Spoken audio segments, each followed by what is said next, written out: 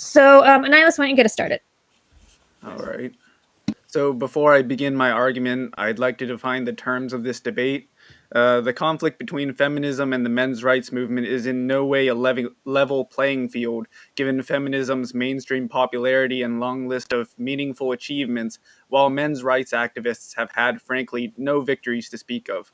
So while I might touch on intersectional issues like trans rights, my primary claim today is that feminism, as currently structured, is not only fundamentally incapable of replacing a men's rights movement, but hinders men's rights by occupying space in political discourse. Now, on to my actual argument. I've often heard feminists argue that men's rights are covered under the umbrella of intersectionality, that the destruction of the patriarchy will liberate men, and most importantly, that men should line up behind feminists in the push for progressive change. Sounds excellent on paper, but to me it all reeks of the same callous disregard that Democrats display to the working class despite claiming to champion labor rights.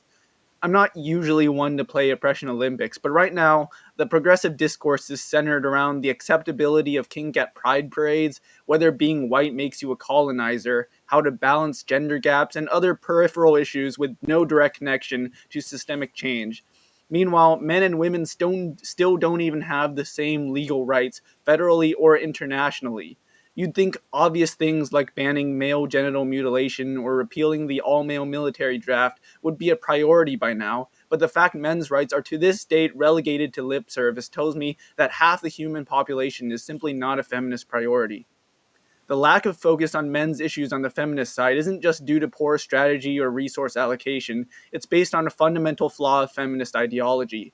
Critical gender theory attempts to analyze gender inequality through systems of power embedded in our culture, legal system, and political economy, which form a broader superstructure known as the patriarchy. For feminists, these power relations subordinate women to men, leading not only to male dominance in politics and the economy, but a toxic form of masculinity which punishes men who don't fit the archetypal Giga Chad role. But the characterization of this system as patriarchal or masculine only really serves to reframe all gender inequality in terms of women as the primary victim. If a man is crushed by the system, that's just society setting toxic standards due to his privilege. And any benefits a woman receives are a product of benevolent sexism. Despite obvious signs, it's not possible for feminism to recognize systemic misandry or female privilege as its own phenomenon, separate to the patriarchy, because it presupposes the existence and primacy of the patriarchy. Liberating men, then, can only be a byproduct of smashing the patriarchy rather than an end in itself. And this is why feminism cannot help men. In no way does overrepresentation as CEOs and politicians meaningfully benefit men over women. Men today have a lower quality of life than women. Their lives are years shorter, they're far more likely to end up homeless or imprisoned, they're the overwhelming victims of violence and work-related deaths, and are orders of magnitude more likely to die as virgins. These are the issues real people care about, not just whether they're being paid a few cents less than their colleagues.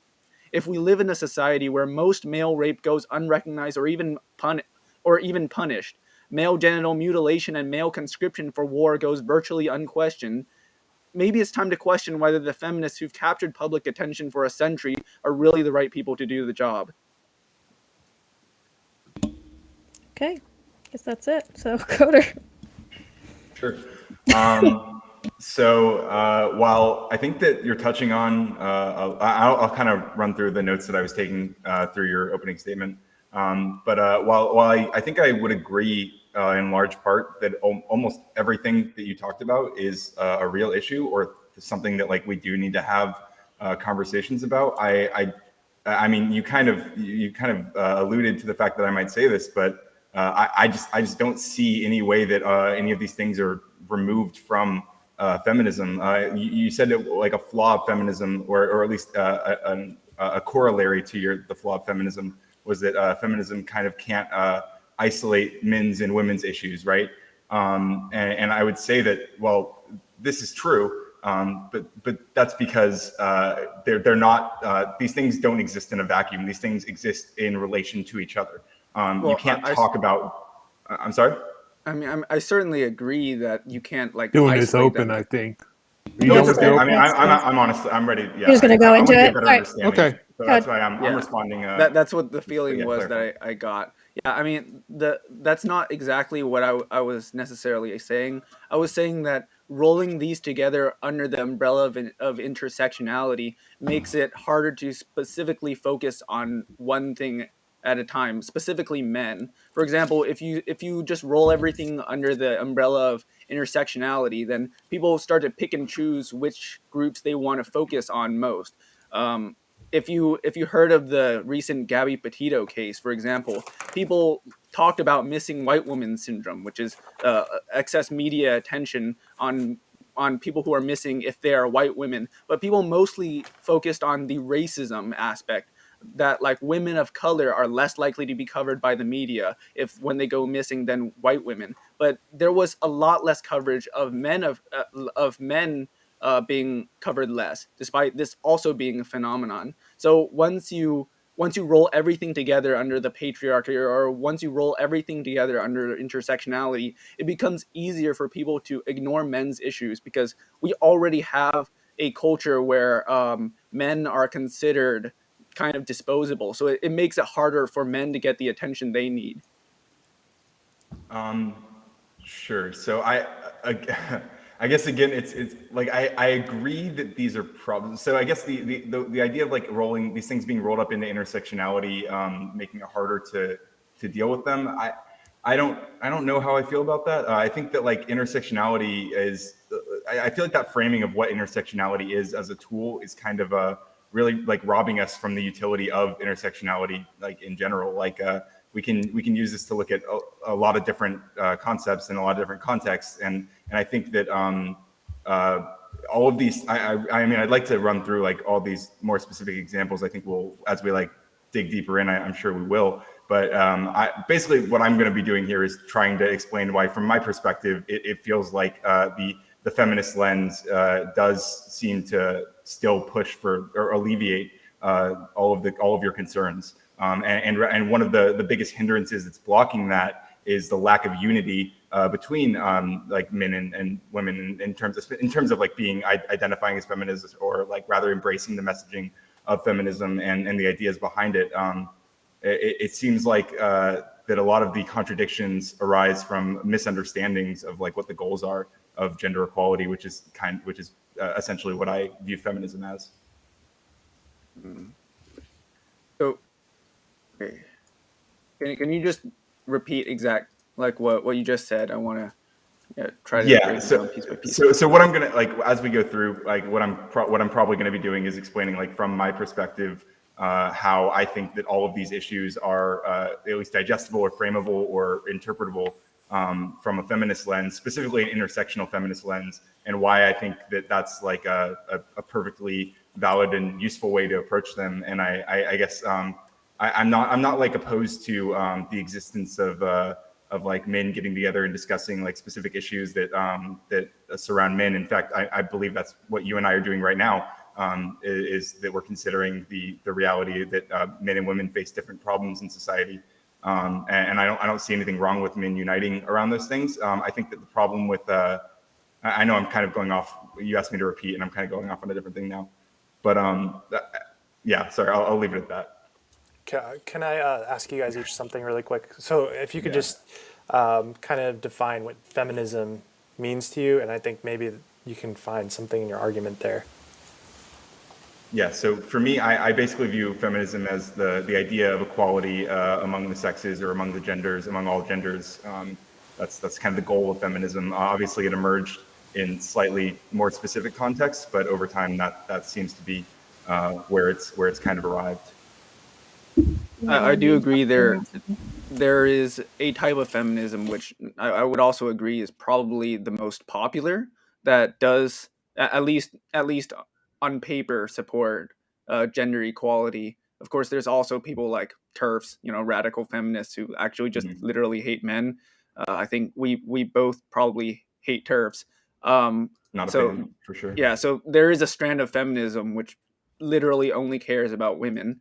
But I Mhm. mean, again, my problem isn't necessarily with feminism as like as the idea the gender should be equal. I certainly agree with that. I just think using feminist analysis can inhibit the progress of men's rights.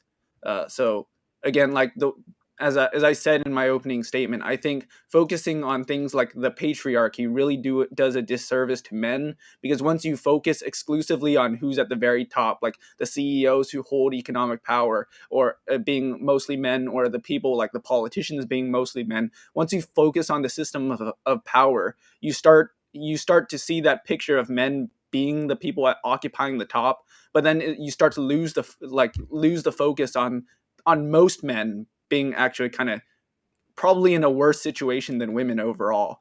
And the fact that this is the case, that men don't even have equality under the law to women, yet we're talking about other things like kink at pride and really, really niche subjects. It suggests to me that feminism isn't equipped to actually look at men's issues and be able to effectively advocate for it, because they're so invested in the idea of the patriarchy.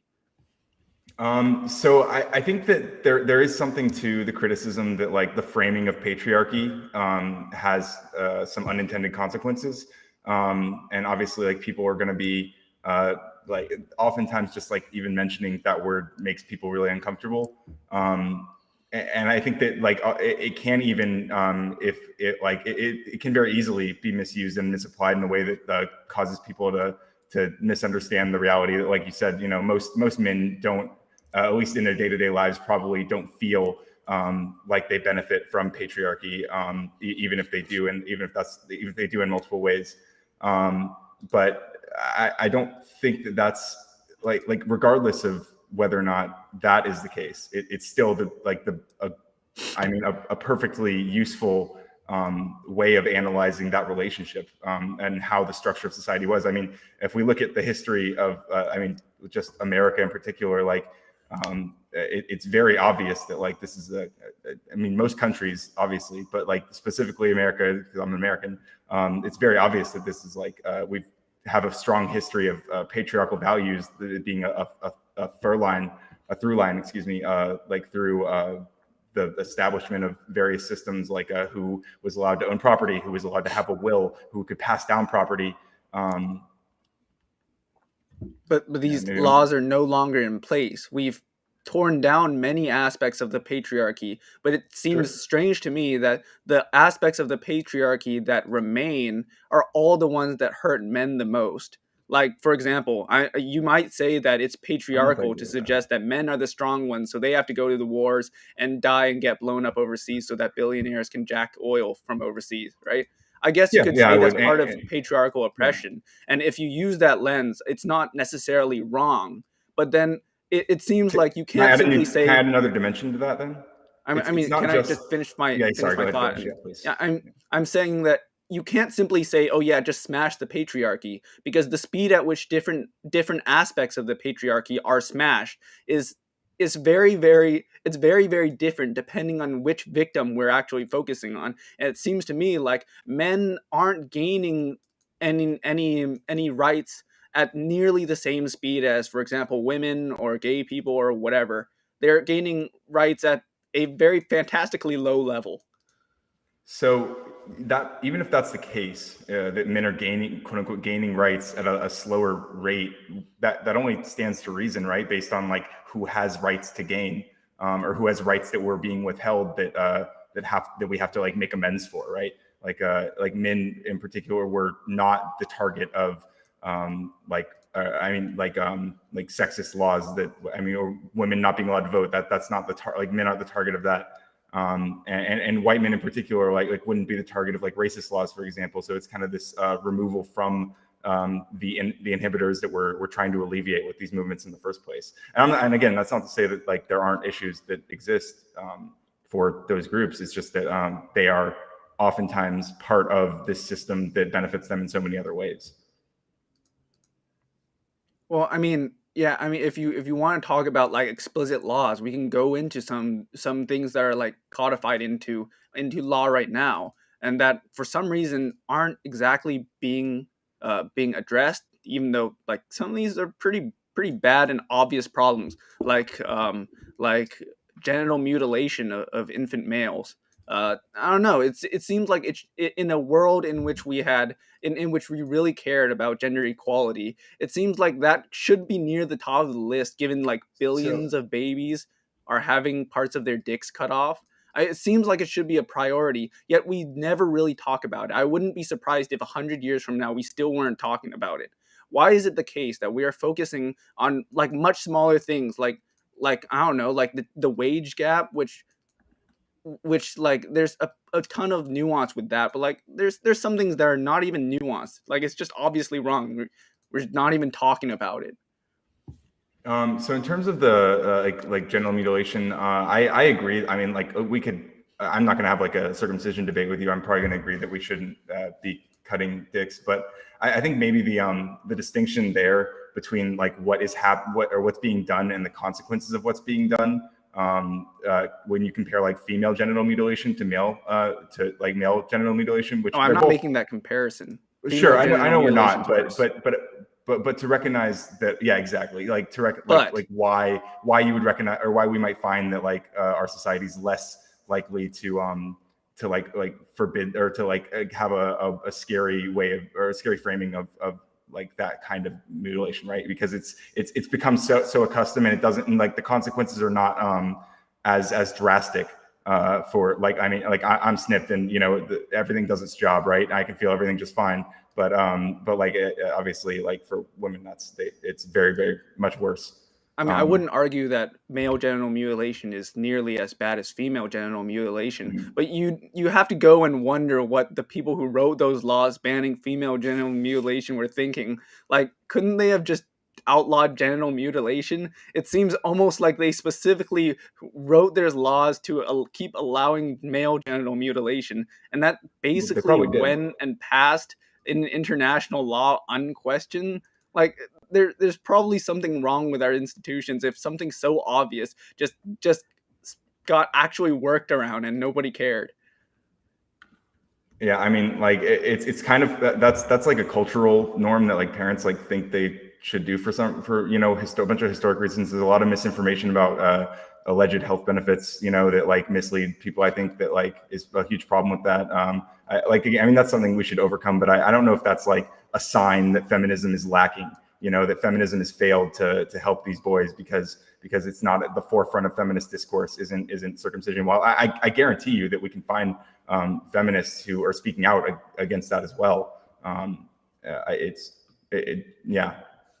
I think it's just like the lack of focus on issues of different magnitudes really concerns me. I mean, I can go over a different one. Like, we talk about rape culture in feminist discourse a lot, but for some reason rape culture discourse always centers around female victims, despite rape culture being much worse on men. Like, we have the prison rape thing, right? Like, prison rape is vastly underreported. It's like basically accepted in like the criminal justice system. You just rape the men, you know, like Yeah. that's completely underreported. And then there's the fact that, for example, in our laws, apparently it's not considered rape for somebody to be made to penetrate. It's only considered sexual assault. So much so that it's the case that we don't really know how often men are raped, because made to penetrate isn't even considered rape. So, like, if we're talking about things like rape culture or violence against people of specific genders, it's men who are the overwhelming victims of all of these. Yet for some reason, all of the focus again goes to women, and basically it seems like no matter if there is any intersectional crossover between like two different identity groups, it will always snap. The focus will always snap to the group that is not men, because people just don't give a shit about men. So I don't, you kind of made a jump there. We said that like men are overwhelmingly the victims of the rape culture. I don't think that, I don't think the numbers even would show that. Like, I mean, obviously like rape is an extremely underreported crime regardless. But I'm pretty sure that there's evidence suggests that women are raped at higher rates than men. But that's not to say that that there's not a real problem that the sexual assault of men in general is kind of culturally understated as the horrific reality that it is, right? And I think that this is the result of a kind of particular view of what it means to be raped or penetrated. This is like in a lot of like movies and shows. Like if you watch a lot of media, you'll see that the joke in a lot of these like gags where male sexual assault is played for laugh. The gag is that they're being feminized. The gag is that they're being treated like how someone might treat a woman. And the gag is that they're raping someone's being raped like a woman might be. And a lot of times that context is how it's framed, and I think that speaks volumes about how pivotal the feminist like lens is for these conversations. Yeah, but I mean, that also is like just one of the problems that I have with feminism. Like, whenever a man or a men's issues are brought up, they're always reframed so that women are the actual victims. Like, yeah, it's the men who are being raped right now, and it's the men whose rapes are being vastly underreported, even more than women's rapes are being underreported. But we need to reframe this somehow so that women are the actual victims, so that, oh yeah, the rape of men is actually due to feminizing men, which is actually a symptom of misogyny. Like, do you see how this is actually, it could actually take away from the legitimacy of misandry and male disposability as a problem in itself, because you're redirecting that to focus on misogyny instead. I understand how it can feel that way, but I don't really think that that's what I'm doing. It's not that I'm refocusing on misogyny; it's that misogyny is central to that conversation, and that that's the problem here. Is that you can't have an honest and like fully transparent conversation about those issues without considering that aspect of them. Because I don't think that we solve that problem if we don't acknowledge that part of it, right? If we don't acknowledge the way that these thought processes have been played out and how these things have been normalized and what that means for our society, like the honest look at this is to consider that men are put in those positions and played, or those things are played for laughs in a way that fundamentally and like frames them as womanly or as feminine. And that's important. It doesn't make it about women. It's still about those victims who are men in this case. But that their victim status is in part produced by misogyny. Yeah. Yeah, but yeah, I really do not like the way that the way that feminism always insists on doing this, because I mean I might bring up another example, but it's like it's like kind of like a meme where it's like the ship is sinking, right? The Titanic has hit the iceberg, and then the captain of the ship says, "All right, women and children go on lifeboats first, and then the men, you can go and drown." And then the feminist gets on board the lifeboat and then says, "You you men are women with children. You're infantilizing us. How misogynistic. This is benevolent misogyny." And then and you know, like it seems like we have bigger issues to deal with here than internalized misogyny or benevolent misogyny, because we have actual men drowning on the ship right now, you know? Yeah, sure, and I agree that those things need attention too. But I mean, I would say that both of these situations are relevant or like important. They're going to like the idea of putting women and children like first, or make sure they get off the thing. It comes from a very like protective view of women in a way that views them in a very specific way, and a way that feminism seeks to abolish. And part of that is also that men are valued less because of that, that overvaluing, or rather that discongruence in valuing between men and women. There has to be enough lifeboats for everybody. Just want to note that. Yeah, absolutely. Oh yeah. I mean, yeah, these days. I mean, I was talking about a hypothetical situation, which I mean, it did happen. But, you know, yeah, and that does happen. So yeah. I guess my criticism isn't that like feminism. I suppose if we did smash what feminists call the patriarchy, if we did manage to smash all of it, then yeah, we'd probably we'd get pretty close to gender equality. But I mean, yeah, I think it's just based on the track record so far and the speed at which different aspects of the supposed patriarchy are being smashed. I don't think that lens of analysis is good, like as a process. I think as an overall goal, it might happen. You know, it's like every time I say something, you're like, oh yeah, I agree with that in principle. You know, like these are both problems. These are both problems. We should do this.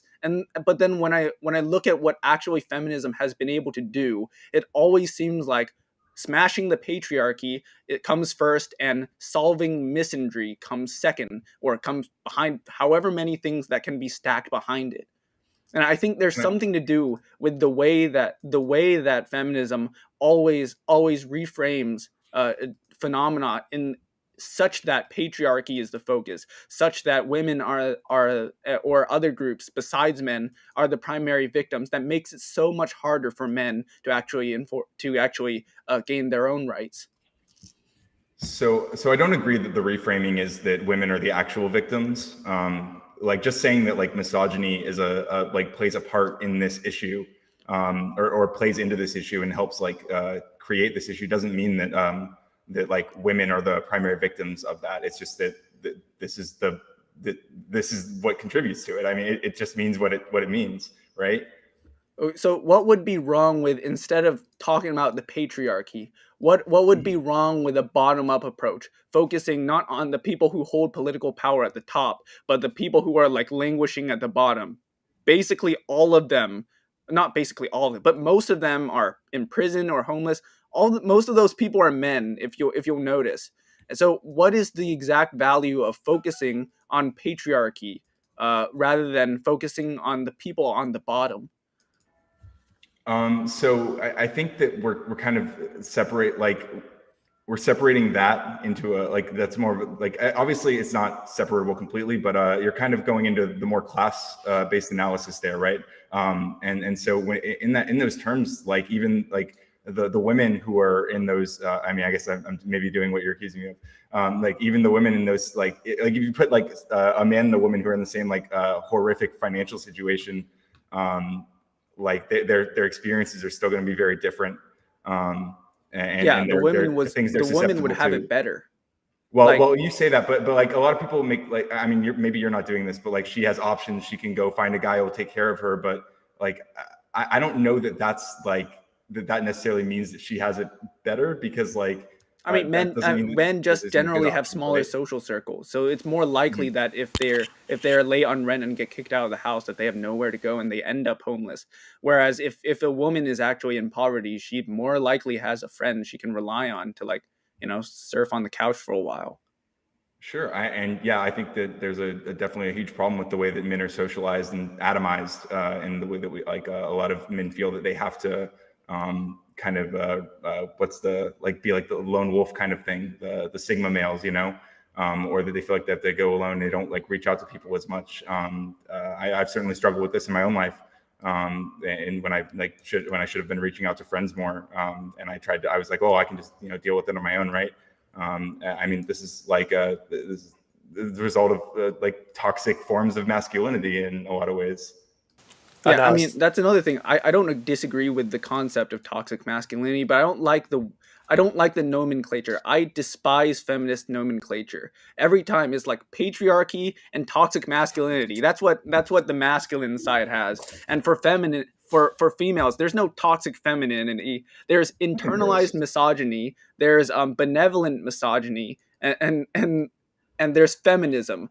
It seems like every time anything is described in terms of male or female like aspects, it's always the bad shit that gets ascribed to masculine terms, and always the good shit that gets ascribed to feminine terms. And it might not seem like a huge deal if you actually understand what these mean, but on like a broader level, if you're just talking to some random person about toxic masculinity, it really does actually it really does send messages that more subliminally that that men are actually of lower quality or less value based on feminist nomenclature. Yeah, so I mean, it sounds like your issue then is more of a messaging one. Like you're concerned with like messaging definitely these ideas, and I guess I can understand that there are problems with it, but I honestly, from my perspective and like the circles that I've been sparring with over the past few years, and I mean me coming on here, I feel like the people who are like making those terms harder to define properly and harder to use in common parlance are like the people who very boldly and in contrast to feminism identify as men's rights activists, right? Like the kind of like what's the pickup artist people community, like all this kind of stuff, like and the anti-feminism arc from 2016 and beyond that blew up the alt-right spheres of YouTube even. All of this was kind of hinged on this framing of feminism as everything's really crazy, and I think that like muddied the poisoned the well far more than these terms inherently would have. Oh yeah, I love those far right men's rights activists. Oh yeah, circumcision is a Jewish plot to do blood sacrifices of infant males. That's the greatest. Let's see. Wow, this might actually end up being a pretty short debate because, I mean, that's basically what I've run through. I mean, I don't really, huh? Do you guys want to maybe we can, I don't know if you guys want to keep it on the stream or we can just do another. I don't know if you guys want to stick around for a pop on. We're going to talk about the what happened in Wisconsin, but we can go. I want to ask. I mean, I want to just ask, would you have any problem with, instead of using feminist nomenclature, what would you have a problem with reversing all of it? Like, instead of saying feminism, you would call it masculism. Instead of patriarchy, you might call it gynocentrism. And toxic masculinity, you flip it around to toxic feminine. Everything gets switched around. Is there something you think would be intellectually incorrect about that? Or do you think it's just we are stuck with the nomenclature we have? I wouldn't say that any of those like phrases are necessarily like bad to use, but I think they all need to be like properly contextualized. Like if we want to talk about toxic femininity, we can talk about behaviors that are that women are more likely to engage in they're feminine, that are toxic, and the way that here's kind of an anecdote. When I was in college, my girlfriend's roommate was in a sorority, and whichever one of their friends wasn't visiting at the time, they were all talking shit about that friend who wasn't there at the time. I would say that was like an example of toxic femininity, but you know, that's just one, like that doesn't, like, we can talk about these things. They're not like I don't think they're removed from, we have to like completely separate them from feminism or anything, or that we have to completely we have to have like opposite ends of the spectrum in all aspects of every conversation. Like we can talk about specific things. The reason that we use those words, the reason we talk about like patriarchy, for example, is because it describes the thing that we're talking about. It's not just that like feminism emerged from women uniting under the recognition that they had shared experiences and had specific positions in society that they could unite along. But it's grown into something that is far more gender inclusive and TERF's aside obviously embraces all genders. So I have a question for you guys. So specifically with social media, do you think that, I feel, because personally I feel like social media has given women way too much power within relationships, and we're seeing, I feel like marriages are going down, and you know, you just go through TikTok or Instagram or anything and you can kind of see it, it's like on full display. Do you guys kind of agree with that?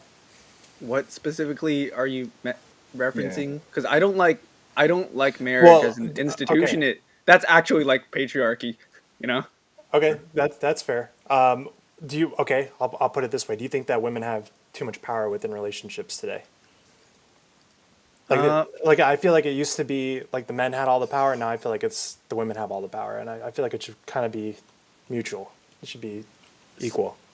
So I think that's possibly not the right way to go about it, because the way it used to be was the man would earn all the money and then the woman would take it and spend it. So it's like, yeah, the man technically has all the power and the woman just like gets to enjoy all of it. And nowadays, like, women can go to work, they can earn their own money. So like the women are kind of like liberated from the men, but they're also like kind of still the objects of sexual desire and sort of this sort of stuff. So by empowering women, you've actually created an imbalance in which in men and women relationships, women actually have kind of the better end of the deal. But it's not it's not the imbalance per se that I have a problem with. It's that we've empowered women, and I think that's good. I think we should just empower men to do what they want. Like if a man wants to stay at home and be a dad, like yeah, he should probably we should probably not have a culture in which men are suspected of being pedophiles. Wait, what? Wait, what just Yeah, happened with like that? no, because like if a man's like picking up his toddler from school Mhm. or something like that, a lot of people will think that's really weird and that he's just like hanging around to like spy on the little kids. Yeah, or like a There's dad like at a weird park or shit that something. people Yeah, ascribe to men.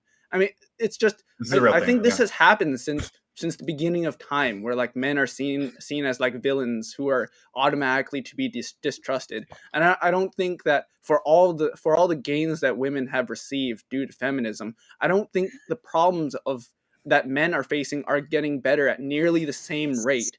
Or So yeah, or are you fighting for like men to stay at home? Is that what your men's rights are? Or are you fighting like, I mean, do you want women to stay at home? What's exactly your angle? I want both sides to be able to stay at home if they And want. nobody works. Well, I mean, I am a socialist, Let's but all just I stay think home. that's a separate thing. Okay. A nihilist, but so what you're talking about is more on a macro level. I'm talking more on like a micro level within like the household, not like kind of what like society expects of people and like their how they perceive people and like what's going on in the household, but like actually within like the family dynamic. Do you think that women have more power over men now? Um, I don't think that's really. I don't know. I'm not. I don't really want to answer that question because I think on the interpersonal level, it really isn't like a man versus woman war. I think the reason why I'm anti-feminist in the top in on the systemic level is because feminism and the conversations brought by feminism kind of like choke out political discourse about men's rights. Whereas if you're like interpersonally interacting at home, that doesn't really happen in the same way. So I don't think it's like the same. Yeah, I guess in terms of like the shifting power relation between like men and women in individual relationships, I think that the dimensions of power are different or emerge very differently compared to like what the historic ones were. Although, I will touch on Annihilus. You talked about women like being like being able to spend all the money the husband made or whatever, but we should keep in mind that women in that context are very usually working at home, right, and just not being paid for it or being allotted some Yeah, that's true. pedants from her husband's wages. Yeah, I won't disagree with that. Yeah. And also that structure where the woman like gained privilege from that situation is also like almost like pretty specific towards like a white middle class kind of nuclear the like what the nuclear family usually is imagined as. Get the race in. Get the race in. I mean, Yeah, it's oh yeah, we got intersectional. it. It's all important. All of it matters.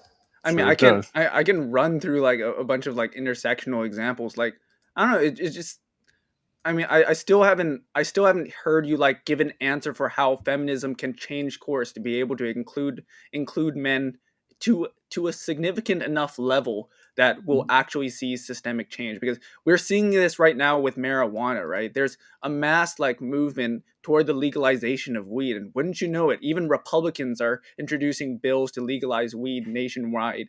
Like it should be pretty like easy shit for us to say, oh yeah, the selective service shouldn't actually exist because it kind of like enforces the stereotype that like men are disposable. Like this shouldn't a mass movement for something so obvious exist if like even drugs, if we've moved on to like issues that are more nuanced like drugs, so like stuff like yeah, so stuff like that. I don't see that the priorities are being balanced correctly.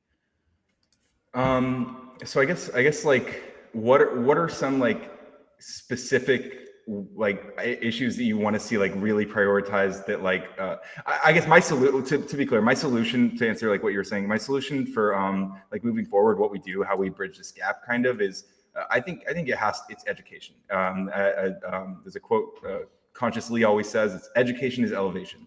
I think that's awesome, and like it's really important. Education and better communication about these issues, having hard conversations about gender and what how these expectations of gender have been created, how they've been deconstructed and shifted over time, and what they mean for us going into the future, and how we should handle or refuse to handle those things. I think that feminism, to most people who advocate for it now, as far as I can tell, these people are not putting women at the forefront of all conversations, but rather they're looking at the gendered structures that exist in society and putting that at the forefront of their conversations. And so I think that those conversations have a long way to go. I don't think that we've come anywhere near meeting all of the goals of feminism in and of itself, like as it existed before it was more intersectional. I don't know. I don't think that's true, though. I think if you're talking about like a feminist who actually studies feminism, that might be true. But like if you're talking about your average person who calls themselves a feminist, you know, those people who make up the movement, who will actually be able to gather in great enough numbers to be actually able to affect social change, those people probably don't think about men's rights very often. Like, yeah, if you're like a scholar in feminist theory, yeah, you might think of men's rights. But if you're just some random Joe on the street, or probably a random Jane on the street, you're probably gonna still think, when you still think rape culture, you still think mostly like women are like, or yeah, if you think of just sexism in general as a feminist on the street, you're probably gonna think about women as victims.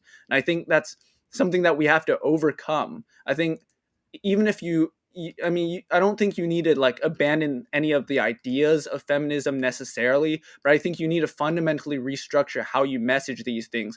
I think you have to have actually like some male positive language going on, so that you have to make a more active effort to include men's rights, because what's happening right now, it's way too slow.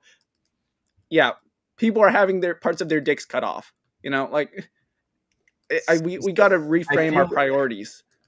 I feel like circumcision, because of the way that most people perceive it and how deeply it's been normalized, I don't know if that's like the issue to prove that feminism hasn't or can't like meet this goal of helping both men and women. I guess maybe we could focus on some other examples. It just that one doesn't feel like feminism is the thing that's hindering it from being in the forefront of the conversation. It seems like there's much more like other factors there. Yeah, I mean, yeah. So I mean, I'm just focusing on things that are like within law. So I mean, the three that I can, the four that I can think of is circumcision, the military draft, the classification of being made to penetrate as sexual assault rather than rape, which is very strange, and that is probably like the most obvious one. And then paper abortion, like the right for men to have to sign away their parental rights and responsibilities if they want to. Since Fire Rises brought this up, when are we getting a circumcision debate? Why don't you tell people what your stance is on circumcision? Oh yeah, circumcision is a Jewish plot to sacrifice the blood of babies. And I did not see that coming at all. And hey, look, there's Nazis on this channel. I gotta appeal to them somehow. Okay, so subscribe to his channel. Now to the progressive audience, I say it's my body, my choice, and we should probably not be cutting off parts of people's dicks. You know, yo, how come neither one of you brought up parental alienation syndrome and its effects with? Are you either of you two familiar with that? What? I'm not specifically, but okay. Basically, parental alienation syndrome's like when a woman gets even with a guy or will make a false claim. I don't have any rates on numbers, but I do know it exists. Many guys have had this happen to them. I'm sure a guy can maybe do it to a woman as well, but it's easier happens to a man. Let's say they say the man was abusing the child. I think Niles got to the edge of it, but he never got into it. Let's keep it TOS, obviously. But let's even say if it's like the man assaulted the woman, right? And then she gets charges put on him, and then the guy cannot see the child. And neither you two are aware of that? So I mean, there's definitely like there's a lot of issues like that in the criminal justice system where I mean, in the criminal justice system, like absolutely discriminates against men. I mean, in general, I think that's like absolutely true. Men are going Nice. to. Okay, I mean, Coder. men are. Didn't I expect mean, that. at least in most contexts, men are far more likely to receive a conviction. Men are far more likely to be deemed as dangerous, like post hoc or post like afterwards. Just a lot of things like that. And that same, but again, we have to contextualize that, right? We have to say, okay, men are viewed to be in this way, in contrast to what? Men are viewed to being more dangerous in contrast to women who are deemed being very docile and not as so much of a threat. But I mean, I think we can all agree that women can be a massive threat, and they can be very dangerous. And that's the reality we live in. So, Just to add a little bit so I think when most people talk about feminism and like this debate, they're mostly talking about like kind of the biases that exist. Like if a woman wants to go out and work, and like the income disparity between men and women within the workplace. And I get what you're saying, Annihilus, about the patriarchy, but it's across like every single job market that it exists. It's not just those at the top; it's within those at the bottom as well. Oh yeah, I mean, we can get into a wage gap debate. It's not very too interesting to me because like we can argue about whether the adjusted wage gap should be evidence that that it's like overrepresentation or overrepresented, but like then like why do women like choose jobs with with lower pay? Like that might be because of sexism. I'm not too interested in that sort of debate. I think that it's a thing, but like Justin, we'll work on your mic before we do a pop on, because there's guaranteed there's something that you're doing that's wrong, and clearly you'll need me to help you fix it. Yeah, it's a setting thing. No. The woman will have to help you fix I got this. I mean, yeah, I'm pretty far away Sounds from better the mic, now. so. It's not I there got now. you, Justin. Don't you worry. Yeah. Is it like a proximity effect thing? That's like it sounds like that his better? gain is up too much. Do you have a gain on your mic? Yeah.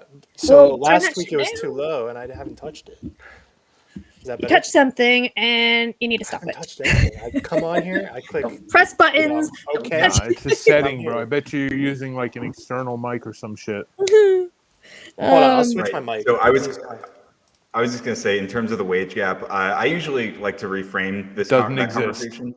It definitely does exist, although it's not as black and white as the like 71 cents or whatever number. It's much more complicated than that. I think that a more interesting conversation than like why do women choose lower paying fields is maybe why do we value fields that women tend to choose less than we value fields that men tend to choose, right? So why is not only why is teaching or nursing or whatever viewed as like a feminine field, but why do we perceive feminine fields as being ones that are like deserve to be paid less, even though like teachers are, I mean, some of the most important employees we can possibly have, right?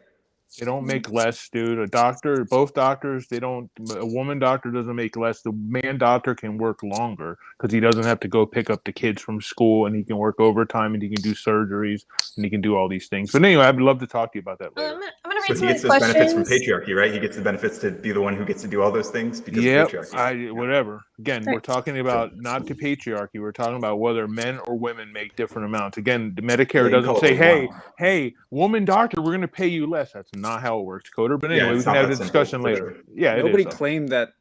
Yeah, there's no way explicit sexism is part of it. Like, Yeah, why do people say? Yeah, wait. So why do like if people you say knew that you women could make pay less women than less, men? then you'd only hire women. Correct. To make So it's pay them 70 cents on the dollar. It'd be good. So if there one is of the things to sexism, consider, if it's I think one of sexism, the- then it's implicit sexism. It's not explicit.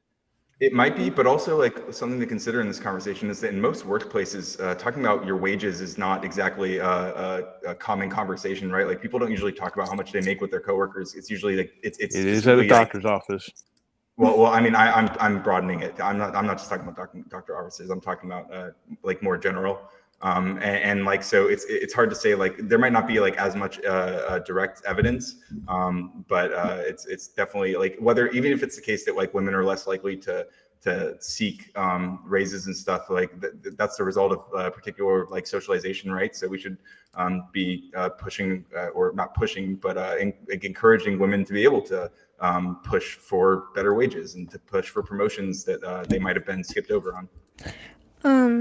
All right, I'm just going to read some of these questions that we have from Devin for Coder, if feminism is your goal for gender equality, what is your opinion on the current drop in male college attendance? Should this be addressed systemically? At what point? So, Oh, you can go first. Yeah, I mean, you can answer. I guess we'll answer, yeah. But like, I'm not aware of those specific numbers. I guess, I think there is a problem with like the way that like schooling tends to because girls tend to be socialized in a way that makes them more likely to like sit still, and boys obviously like are much more wild. These are all like averages, right?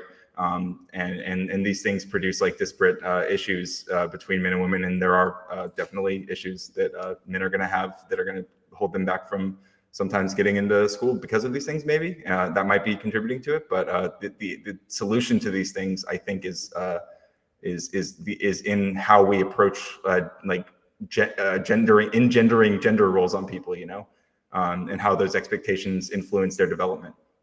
Yeah, so I mean, I'll add like the way that we school children right now. It's basically like you sit still in a classroom, and then the teacher spits out facts to you, and then at the end of it, you take a test. Now that's very boring. I know women are boring, so they're able to handle it a little better. But like we men, we gotta be engaged in a little some different ways, So yeah, it's a huge problem that seems to be also again going under addressed by like the broader culture, which is often informed by at least pop feminism. But yeah, like the fact that boys are dropping out of school in much higher amounts than girls, it's a huge problem. And I also don't see people talking about affirmative action for boys.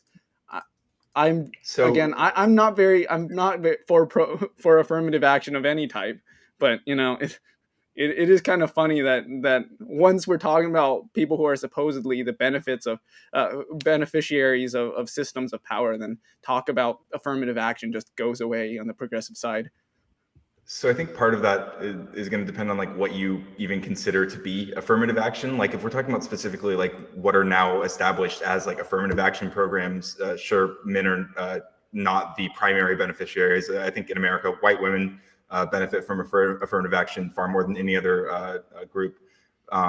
But that doesn't mean that men aren't going to be like the beneficiaries in like different contexts, right? Like we could say that one form of affirmative action for like class-based issues might be financial aid services that men might be able to benefit from, might be able to get access to, like in different ways, or like maybe more likely to get access to certain kinds of those than others. I think so many of these issues like break down into like, I mean, a million other complicated conversations, but it really all comes back to like the feminist idea of like people are being gendered in a specific way or being expected to behave in certain ways and socialize in certain ways, and that this produces harm. And that I mean, I think you said you're like a gender abolitionist, right, at the beginning, so maybe you agree with pushing back against all those things, but I don't know why we have to contrast the existing I mean, I'll agree with the shortcomings of like liberal pop feminism, but like I don't see why we have to contrast all of these things with an opposite movement. Like it feels like very like Blue Lives Matter almost,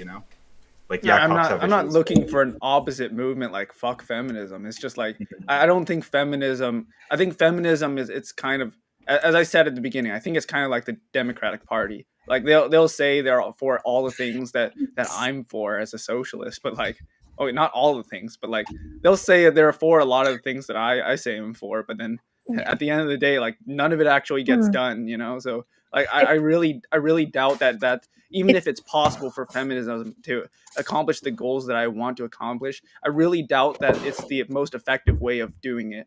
It seems like Democrats are just trying to see who can outwoke each other on social media, and people just kind of have latched onto this. That's the impression I've been getting. But all right, I'm going to read another question from It's Okay to Be a Self-Hating Swede. I got a question for Coder. What is his position on, he spelled this in all caps, so I don't know if it's maps, but I don't know if what that stands for. Yeah. He knows. Yeah, never mind. What is that? It's male attracted or not? Yeah. Oh, there's something about pedophilia. Men attracted to. Yeah. I think it's pedophile thing. Yeah. No, but, it's minor attracted person. That's it. That's the one. I remember Oh, go ahead. Sorry. I don't want to be will- that guy, but Oh, gosh. minor attracted persons it is not just pedophiles. It's people, because pedophiles is specifically people who haven't experienced puberty. So you've got your like ephebophiles who are slightly less bad, but Like, still I bad. do think that people throw around the term pedophile like too loosely. I think pedophile is like a really, really strong word. It should be for prepubescent people. It's not. They're not part of the Predator. LGBT plus community. Well, yeah, That's- because I think that's like what you I'll know say. some of these girls that look a lot older than they are, and the person doesn't know that, I wouldn't call that person a pedophile because I think a pedophile is a predator who's going after people because they look a certain way. So I don't like how people have thrown away the word so loosely because when we do that, like we do that with a lot of words, it loses meaning. And Sure. I will also say that in terms of like that particular demographic, I think that like we should probably do something to provide resources for people who because like no one's if someone is like in that position, they're not going to like go tell anyone. They're not going to tell their therapist or whatever, Yeah. Well, I think that they should be like because studied. of that, Put them in a well, yeah, lab. exactly. And Let's study them, my see what the understanding- hell is causing this. But Oh I mean, yeah, I let think, me head up to study. I got a study for but I me. think Let that me- there's also this is the problem where I think a lot of people on the right are worried about the whole slippery slope thing because, all right, are people born this way or did something cause it? And if they're born this way, then what do you do? And that's a lot of things that people say for homosexuals and stuff, and they're trying to latch on to the LGBTQ community, and people get a little nervous with that. They wonder when will Democrats start trying to lump this into the LGBTQ community. Well, they kind of like ploy themselves into believing like they come to that conclusion from so many other like bizarre ideas about what the Communist Democratic Party is up to. But Communist Democratic Party. I think there is evidence that not having resources for people to seek out, like to get help for those things, does actually like make it more likely that they will actually act on those things, and so it makes it more likely that children will be harmed, which I don't want personally. So I think that people should consider like what society can do to improve that for those people. Right. I mean, For the real literally question, for the children. I mean, the real question is if we were gonna allow like animated porn, like if it's like of Mio's avatar, maybe they jack off to that. You leave Neo out of this. Neo's got avatar porn. Wait, is he gone? Did Nihilus just stop talking, or am I not hearing anything? I just stopped. He stopped Okay. talking. like a woman. Yeah. All right, we're gonna move on to another question. Yeah. From Devin, he said, for Annihilus, do you agree that patriarchy and male disposability are tied? Hold on, I gotta make this bigger. I can't fucking see a goddamn thing. Hold on. All right. Wait, hold on. Now I can't see it. All right. So, do you agree that the patriarchy and male disposability are tied inherently together? A tactic. Agreement between men and women for the desired societal outcomes. I think they are tied together, but I don't think they're like one-to-one. For example, male disposability and patriarchy, we can see that in the case of the military. It used to be the case that men were drafted to go and die in the wars, and women were to stay at home and fuck around, I guess. So nowadays women can join the military, but if need ever arises, men can be drafted and women cannot. They don't need to be drafted. They can volunteer or they can stay home. So here's a case in which the patriarchal system fell in such a way that male disposability was not really touched nearly as much as patriarchy was, if that makes sense. Okay. So let's see here. I don't know if we have any other questions. I'm not sure. Wait, what is this? I'm with you on abolish the draft. Seek equality and freedom, not equality and oppression. It's all across the board.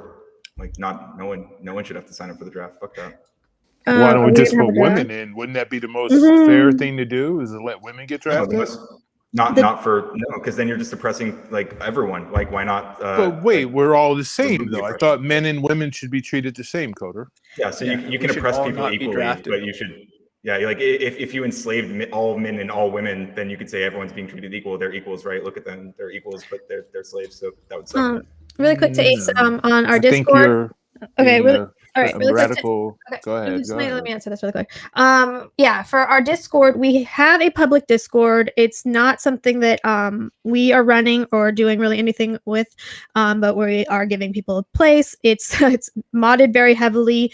They you have to fill out the questions I think within 45 minutes or it kicks you out. We have a private Discord for people that just come on the show, but we also have Gilded. That's kind of like the public space we've been sending people to. Hopefully it won't give us any issues, but we'll find out. I don't know if any of the mods want to put the Gilded link in there, but all of this stuff is in our link tree, I believe. Hold on. So we have, let me see. Oh yeah, and we also have our website coming soon.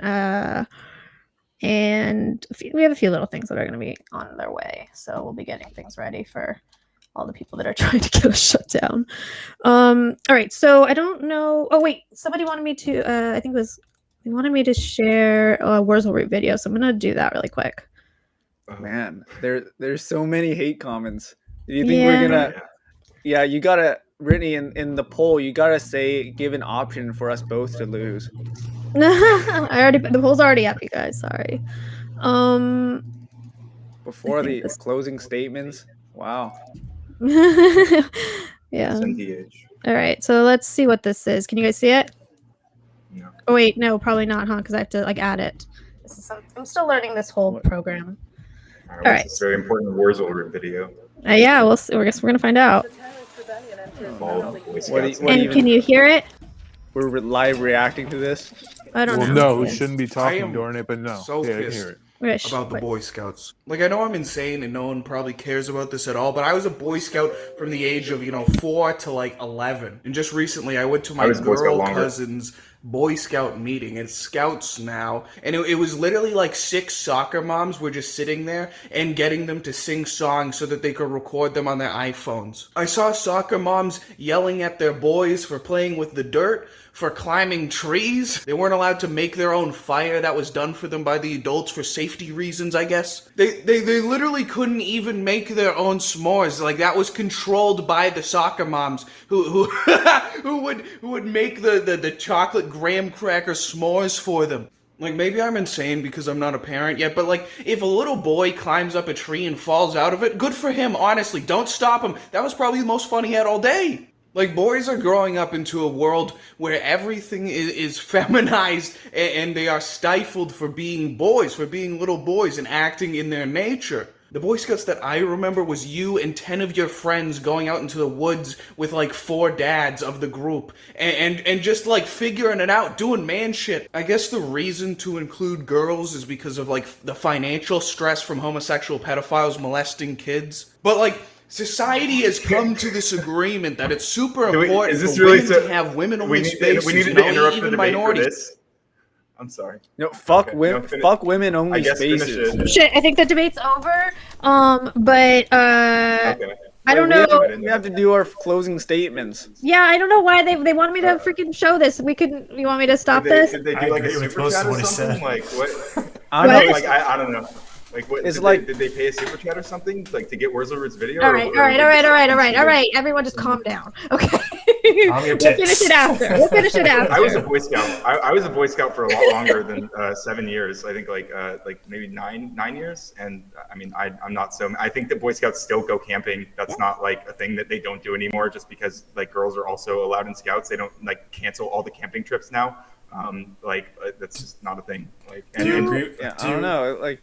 It's like weird. It's like, oh yeah, boys will be boys. Just let them fall off a cliff. You guys don't see that in our society at all? Like, you're talking to the definitely wrong see people. Yeah, absolutely. Who is Randbot? Everybody keeps talking about Randbot. Who is Randbot? Does anybody want to enlighten me on who that is?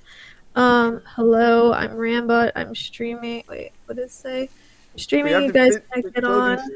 I mean, okay, like who's gonna vouch for this person? If people we know vouch for them, yeah, we can. And we're gonna be starting a new stream in a minute to talk about the Wisconsin stuff. Oh, after this debate's over, and if you want to come on for that, you can. It's gonna be a pop on. Vouching for you have Nazis on this channel. Hey, Just let him because, on. because we've had people that were like coming on our stream literally just to try to get us shut down. They would come on and just say like the N-word, or they started like doing like cartoon porn on their picture, so that we would have to get rid of the VOD. And so I want to make sure that we have people who vouch for somebody, or they're on camera, or we know them, or yeah, for our pop-ons. What is okay? Jess, is that you? Yeah, What I it's do back now. again. Yeah. It's back. Okay, so I can either choose the echo or I can choose the noise. Turn on the echo cancellation. All right. Well, we're gonna have to figure that out later. But just mute yourself when you're not talking. Killing me. And wait. So Feminism. Randbot, if you, how do we contact you? Why don't you DM us on Twitter, on our politically provoked Twitter account, and we could send you the link. But I'm not going to send it through the chat. So there's a lot of people that are all of a sudden like talking about this person. I don't know who this person is, but yeah. Can you? We keep saying that I'm Randbot. Yeah, DM me on Twitter, politically provoked.